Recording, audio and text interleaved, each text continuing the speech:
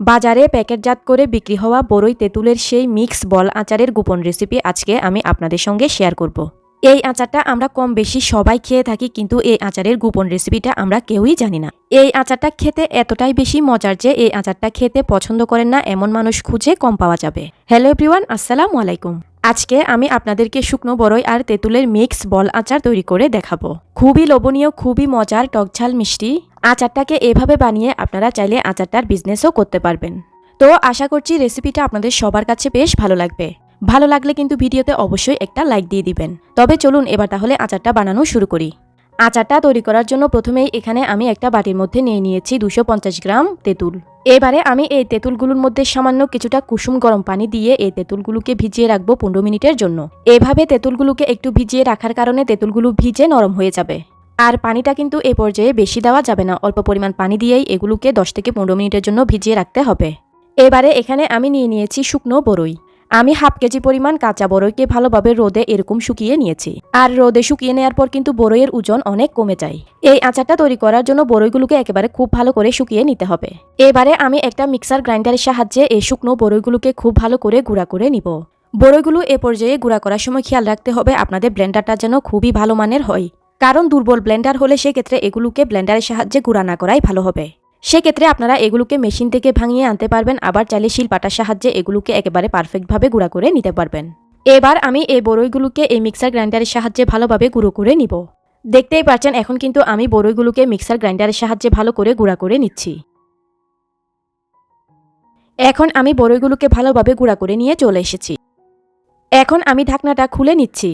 দেখতেই পাচ্ছেন বরইগুলোকে আমি কতটা পারফেক্টভাবে গুঁড়ো করে নিয়েছি। তবে আপনারা চাইলে এই বরইগুলোকে আধা ভাঙা করে গুঁড়া করেও নিতে পারবেন। আমি ঠিক এই লেভেলের করে এগুলোকে গুঁড়া করে নিয়েছি।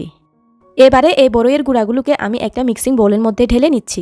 এদিকে আমি আগে থেকে যে তেঁতুলগুলোকে 15 মিনিটের জন্য ভিজিয়ে রেখেছিলাম সেগুলো এ পর্যায়ে একেবারে ভিজে নরম হয়ে গিয়েছে। এখন আমি এগুলোকে হাতের সাহায্যে একটু মেখে নিচ্ছি। তো আমার মেখে নেওয়া হয়ে গিয়েছে। এবার আমি এই তেঁতুলগুলোকে বরইয়ের গুঁড়ার মধ্যে দিয়ে ভালোভাবে বরই আর তেঁতুলকে হাতের সাহায্যে মিশিয়ে নিব। এভাবে করে সবগুলো তেঁতুলকে আর বরইয়ের গুঁড়াকে ভালোভাবে মিশিয়ে নিতে হবে। আমি এগুলোকে সময় নিয়ে ভালোভাবে মিশিয়ে নিয়েছি। মিশিয়ে নেওয়ার পর এগুলো দেখতে ঠিক এমন হবে। এবারে চুলায় একটা প্যান চুলা লো হিটে বসিয়ে দিয়েছি। এই আচারটা তৈরি করতে চুলার আঁচটাকে প্রথম থেকে শেষ পর্যন্ত একেবারে লো হিটে রাখতে হবে। এখন এই প্যানের মধ্যে আমি দিয়ে দিব মেজারমেন্ট কাপের 1 কাপ পরিমাণ গুড়।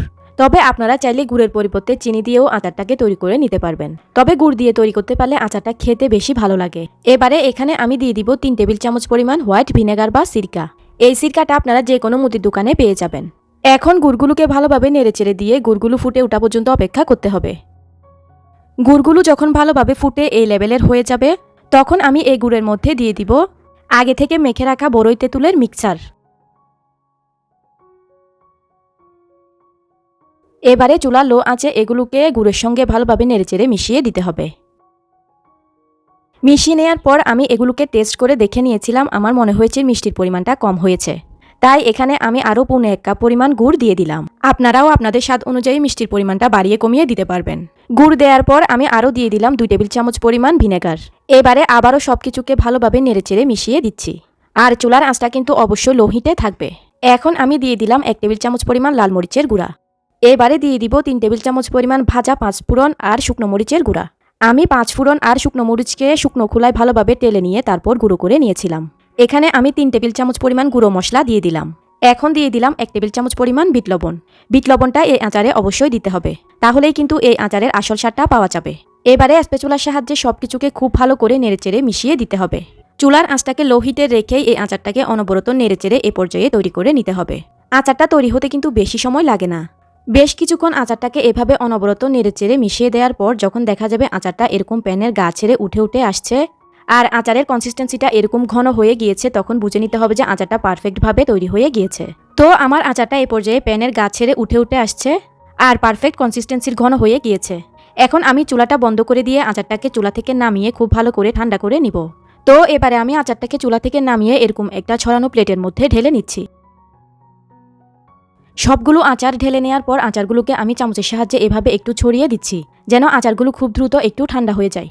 তো আমি ফিরে এলাম আচারগুলো পুরোপুরি ঠান্ডা হয়ে যাওয়ার পর। আচারটা তৈরি করতে কিন্তু আজকে আমি কোনো প্রকার তেল ব্যবহার করিনি, তবে আচারটাকে এভাবে বল তৈরি করার জন্য আমাদের একটু তেল লাগবে। তাই আমি হাতে সামান্য পরিমাণ সরিষার তেল মেখে নিয়েছি।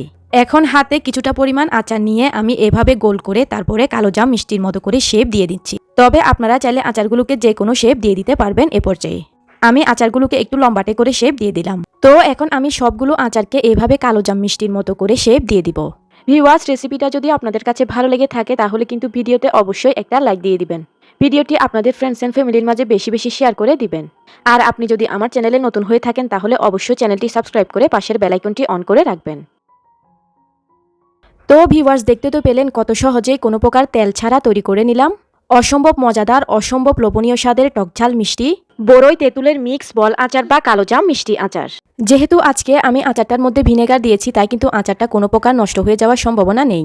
এইভাবে আচারটাকে একটা শুকনো কাচের বয়ামে ভরে রেখে দিলে আচারটা প্রায় 1 থেকে 2 বছর পর্যন্ত ভালো থাকবে। আমি তো বলবো বরইয়ের সিজন শেষ হয়ে যাওয়ার আগেই আপনারা এই আচারটাকে এভাবে বানিয়ে সারা বছরের জন্য সংরক্ষণ করে রেখে দিন। আচারটা খেতে এতটাই মজার যে আপনি আচারটা একবার খেলে শুধু খেতেই থাকবেন। আর আচারটা কিন্তু তৈরি করাও খুবই সহজ, যে কেউ খুব সহজেই আচারটাকে তৈরি করে নিতে পারবেন। তো আমি আশা করছি আমার আজকের এই লোভনীয় স্বাদের আচারের রেসিপিটাও আপনাদের সবার কাছে বেশ ভালো লেগেছে। ভালো লেগে থাকলে কিন্তু ভিডিওতে অবশ্যই একটা লাইক দিয়ে দিবেন। এতক্ষণ সঙ্গে থাকার জন্য সবাইকে অসংখ্য ধন্যবাদ জানিয়ে আমি তাহলে আজকে এখানেই বিদায় নিয়ে নিচ্ছি। আল্লাহ হাফেজ।